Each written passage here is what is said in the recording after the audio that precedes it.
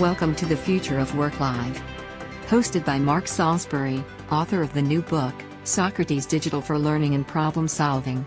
Each 25-minute episode with Mark and his guests prepares you for the upcoming new world of work.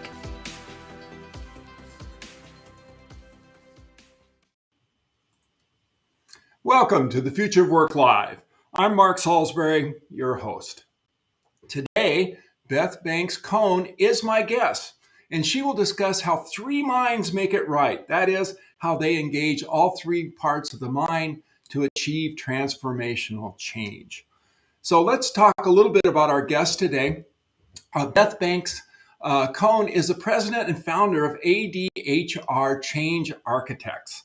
She's an accomplished organizational consultant, senior executive coach, entrepreneur, and thought leader with more than 25 years of success in healthcare, pharma, biotech, IT, high-tech, retail, and engineering and manufacturing industries. Regarded by many as the authority on culture, leadership, and change, Beth is a sought-after speaker and consultant on key aspects of executing organizational change initiatives that stick. Her passion for educating and guiding people have positioned her clients to feel empowered to thrive in an era of uncertain times. Beth began Beth began her career at Johnson & Johnson. And over her 16-year tenure, she held various positions of progressive seniority. Beth holds a PhD in human and organizational systems from Fielding Graduate University, and Beth has authored numerous blog posts and several books, most recently an essay on the secret sauce of leading transformational change. So I can see why we need Beth out here to help me talk. So let's go ahead and welcome her to the show. Hi, Beth. Hi, Mark. Hi. I'm glad you're here. Apparently, I'm having trouble talking, so it's good to have someone who's fluent in talking to join us here. And I'll try my best. Let's get right to this. And so let's go ahead and talk about what are, the three parts of the mind. So we've known about the three parts of the mind actually since Aristotle. Aristotle wrote about three parts of the mind and how they influenced how people lived in those days. Those three parts of the mind, the affective part, which we know a lot about, right? That's where we get our values and our preferences. And then we also know a lot about the cognitive part of the mind. That's where our skills, our knowledge, our experience lives. Then there's this third part of the mind, which we call the conative or the doing part of the mind. This is the part of the mind that we don't know as much about, and that's where our instincts lie. That's where the things that drive us to take action, that's where they sit. And those are the three parts of the mind. Oh, there it is. All right. Very good. Well, how do these work together and to really help us do transformational change? Boy, does that sound like I'm reading my parts or not? All right. No, well, let's go right to that. Yeah. So the way that this works is when you're motivated to solve a problem, your instincts kick in. And that motivation is actually from the affective part of your mind. The instinct to take action in some way is the conative part of your mind. And how you take that action is often informed by your cognitive part of your mind, your skills, your knowledge, your experience. And so they all always work together. The three parts of the mind always work together. What's the most important thing to remember is that as organizations that want to go through transformational change, they often hyper focus on one part of the mind and not the other part. So for example, they might say, well, we need to make sure that people feel good about this change. That's the affective part of the mind. Or they say, oh, we just need them to have new skills. So that's the cognitive part of the mind. But we don't often hear organizations say, oh, we need to make sure that the instincts that drive people to take action in certain ways is also thought about and taken care of. And that, I think, is where a lot of transformational change falls down. Okay. Because I know that, we put a lot into this, into the cognitive area. And part of it is that we think if people understand the need for change and we can look at it logically and rationally, then they will see that maybe they should change their behavior so it aligns with those changes that we want to have. So we're basically just focusing on that cognitive part, right? I mean, if they understand it, Yes. they're rational, it's going to work. And Yep. so why isn't that enough? It's not enough because it's only one third of how our minds work, right? So you may say to someone, well, if they just know the skills, then they could just take that action. But here's the thing: we take action in different ways, and those actions are often driven by our instincts.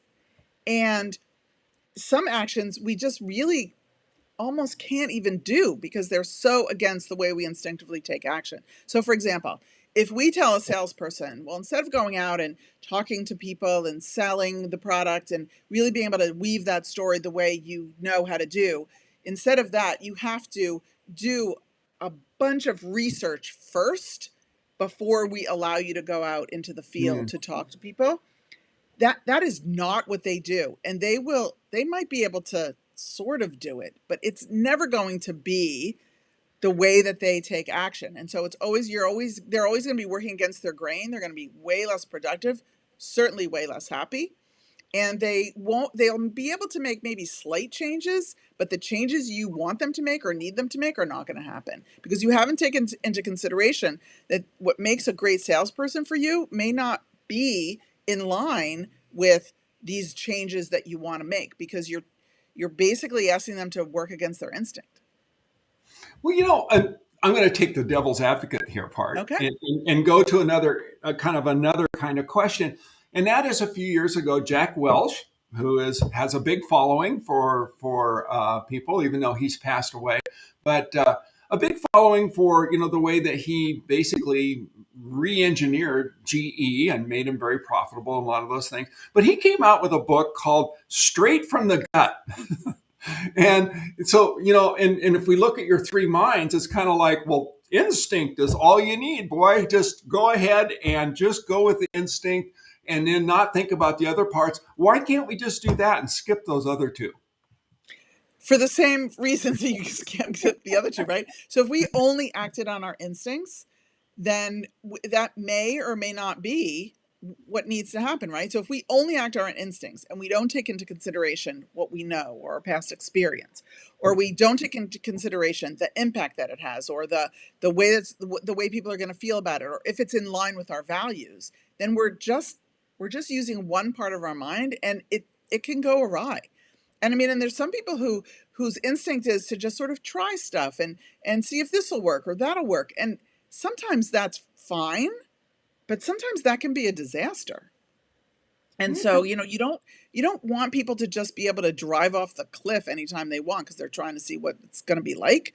Like you want them to use their instincts, but you want them to use them in concert with what are my values? How do I feel about this? What are the skills, knowledge, and experience telling me about what my instincts are telling me? And so that's why they really do need to work all together.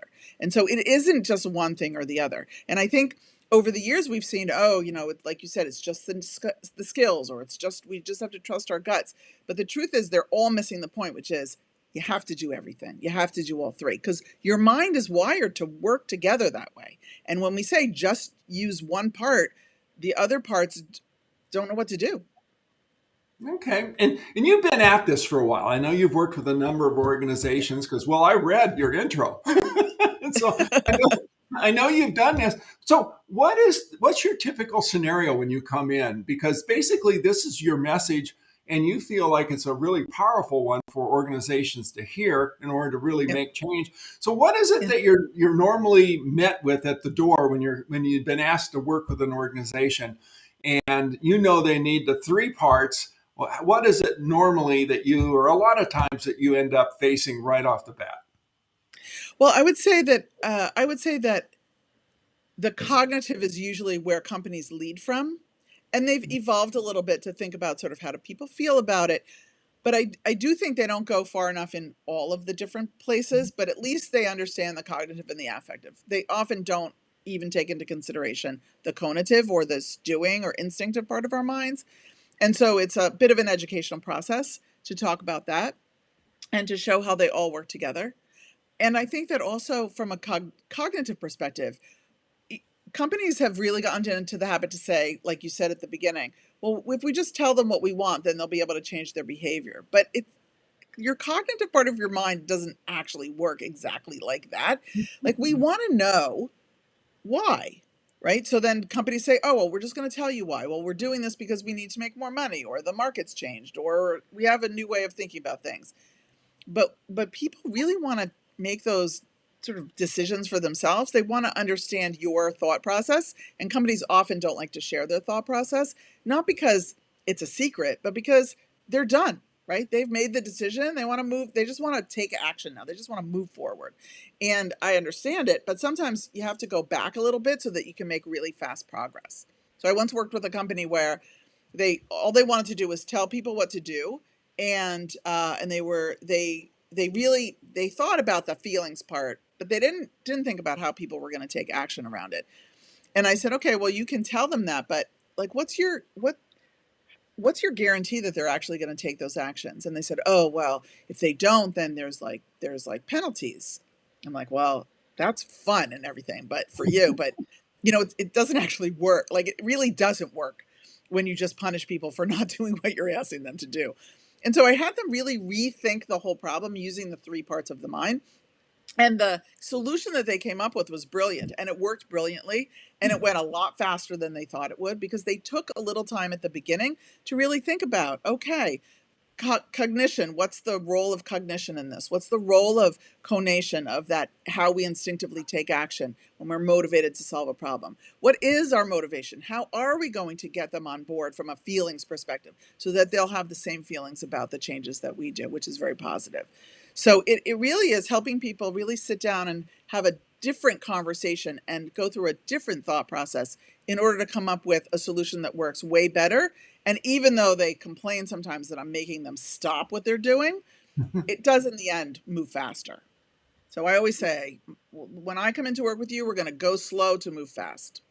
Oh, there you go. There you go. Well, one of the things I've noticed is a lot of times people pretend like they're buying in, right? And they go through the motions that they're doing it, right? They're rowing away. You're telling them to do that.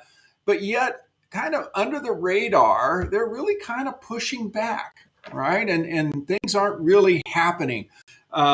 Even though everything is the right talk, and we get the right memos, and we finish off our little paragraph at the end, it sounds like we've done this. And so how do you work with that? How does this 3 parts of the mind help you deal with this kind of false buy-in, but isn't actually authentic?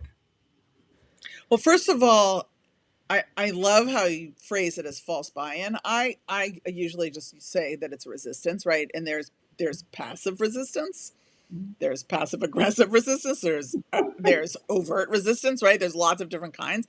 There are lots of different kinds of resistance. When a company calls me and says, we've implemented this change, we're getting a lot of resistance, we need you to come in and help us, the first thing I ask them when I come in is, what kind of resistance is it?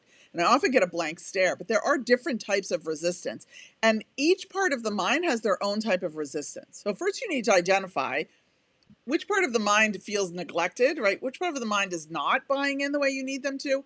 That's usually going to tell you the resistance piece of it, and then figure out what you're going to do about it. So for example, if they say, oh yeah, that's a great idea, we're going to do that, and they start going through the motions of taking the action, but they really don't believe it, it's because cognitively you haven't convinced them, right? Or they're making their changes, but it feels like their heart's not in it. It takes a lot of extra time. They don't like that it takes a lot of extra time. They feel incredibly inefficient. That's often the affective part, because they're feeling badly. Like the change was made, but it doesn't make them feel good necessarily. And so really being able to focus on what that is and how you can fix that. And then the conative is often a huge drop in productivity. It could be a huge drop in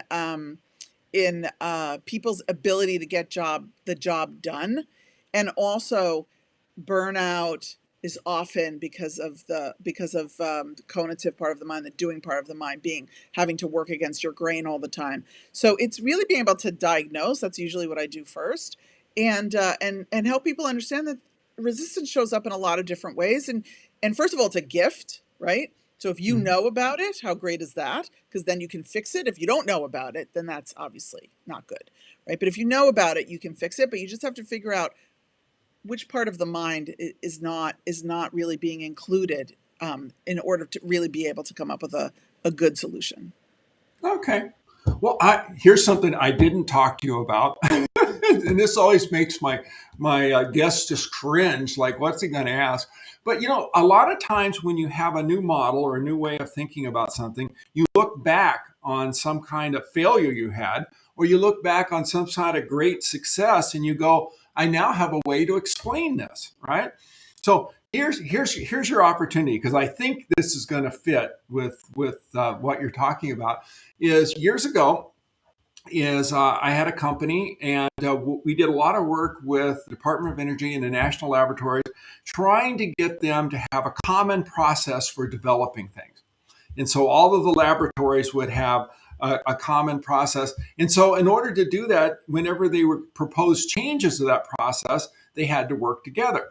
So I had this supervisor that I was working with that was in charge of this project. And as it always is, when you're the consultant, you learn things from people, right? And so he taught me a number of things. We had trouble getting these groups to work together. And so someone would send over a change that had to be reviewed by another one of the laboratories and then sent back to the larger group and then on to the next one.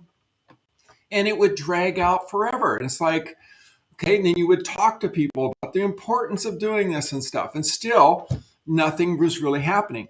And he came up on this idea is we put in metrics on how long it took for people to be able to get the request for review, turn it back around and get it to the next group. And then he posted those on the conference walls, right? And so people went over there, and then he color coded them for like green when you've done it within a good amount of time, orange, it wasn't too good, red means you were dragging your feet. And it was amazing because people kept saying, look, this laboratory here is the cause of our problem, right? And so in just 2 or 3 months, it's like the footprint just shrank for these teams to work together. And I just looked at that and I go, that was remarkable, because he never said a word about it. He just put the metrics up on the wall. They started talking among themselves. They started pointing the finger at each other. And then people that were pointed to them, they went back and fixed it. So how would you explain that? Because I've looked at it and I just shook my head and I thought, he never said a word. What happened? Yeah, so I think some of it is it doesn't necessarily have anything to do with, I mean, it has a lot to do with, always a lot to do with the three parts of the mind, but I think holding people accountable in ways that sort of hold the mirror up, so to speak, I think is a really great tool. I think balanced scorecards, which is what you're talking about, is a really great way of doing that, because it gives everybody visibility in a very simple way about what's working and what's not working. So it allows them to focus on what's not working so that it can be fixed. And so to me, that explains that is that he created a way for everyone to see what wasn't working, but not in a way where he said it's you or it's somebody else, but more, these are the facts, this is how it looks, right? Appealing to their cognitive part of their mind and how they felt about it when they realized that it was them, right? So they feel bad about it. And then, okay, now we're going to solve the problem. He didn't dictate how to solve the problem. He just showed them that there was a problem. And so they were able to use their own instincts, to their own ways of doing, to fix whatever the problem was, so that they could have a better position on the balanced scorecard. So I think all three parts of the mind work on all problems. But I think in this case, it's that accountability piece, which isn't really part of sort of the model that I talk about, but to me is a critical part of business in general, is holding people accountable, and holding people accountable in a way that allows them the freedom to make the changes that they need to make. So he didn't say this is how you had to do it. You have to work together, but he didn't say this is how you have to work together, right? So they figured it out in the end, which is brilliant. Yeah, I thought it was just amazing. And I knew you were going to tie us together. So good job on that. And he's just like the nicest guy. He actually passed away a few years ago, but Mhm. he's just like one of those people that's just the nicest guy. And he's never going to tell anyone, you need to do this better. Right. And that Mhm. was, one of the things that he recognized he didn't want to do. And I just thought it was a stroke of genius. I mean, I thought I was, looking at something very profound. And I still think it was. It was a very, very interesting thing. So, okay, well, Yeah. let's go and let's shift gears a little bit because I know that you do this for a living. Apparently, this is what you and you have a consulting business. So, you want to I tell do. us a little bit about what's going on with your consulting business? Yes. So my specialty is change. So it is my special gift that I bring to companies. And what I always tell companies is when they bring me in is if you do what I tell you to do, you'll be 100% successful. And that is true.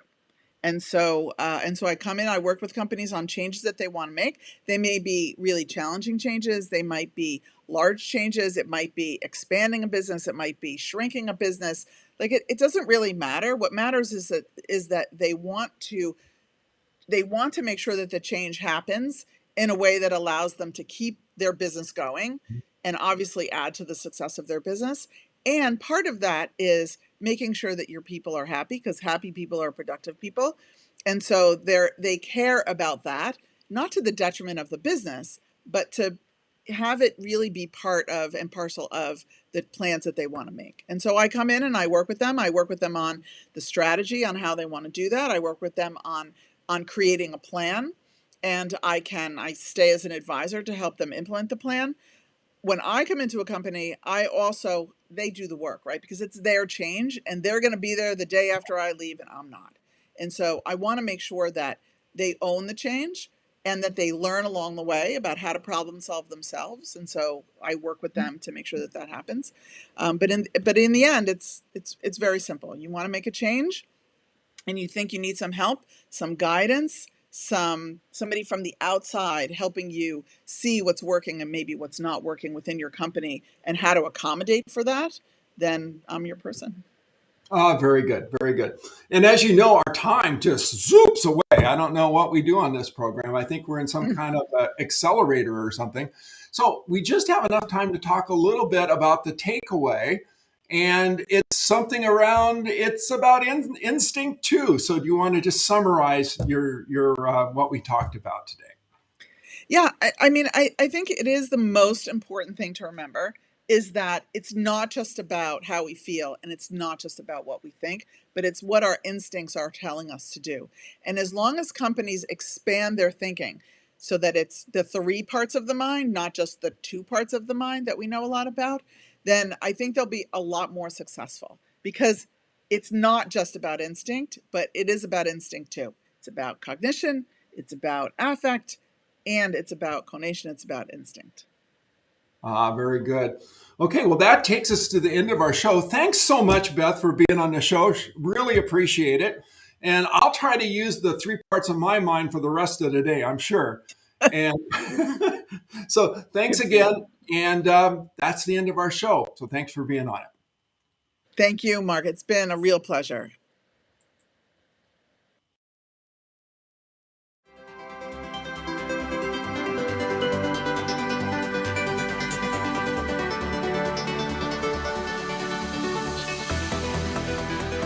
You can find the Future of Work live episodes in video and podcast format on www.marksalisbury.com. Additionally, YouTube hosts the video episodes on the Future of Work channel, and Apple, Spotify, and Google host the podcasts.